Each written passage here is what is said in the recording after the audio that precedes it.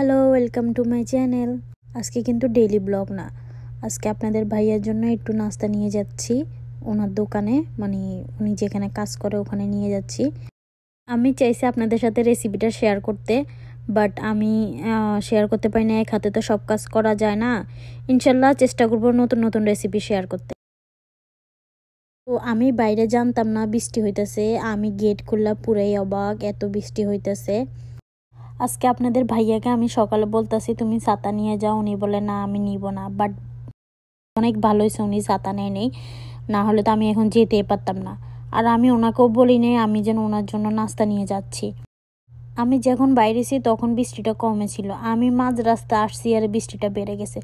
তো আমার 8-9 মিনিটের রাস্তা তখন লাগছে 20 মিনিটের মতন। তো কি করব, আস্তে আস্তে গিয়েছি। ওই তো আপনাদের ভাইয়ার কাছে চলে আসছি, উনি কাজ করতেছে।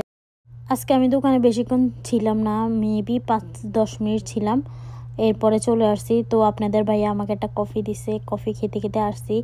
অনেক টায়ার্ড লাগতেছে, এই কারণে আমি অনেক দিন হয়েছে দোকানে যাই না, অনেক দিন পরে বেরিয়েছি। আমি একটু অসুস্থ ছিলাম, তো এই কারণে বের হইতে পারিনি। আসার টাইমে আর বৃষ্টি ছিল না, তো আমি আপনাদের ভাইয়াকে ছাতাটা দিয়ে চলে আসছি। তো আমি কফি খেতে খেতে আসতেছি আর গান শুনতেছি।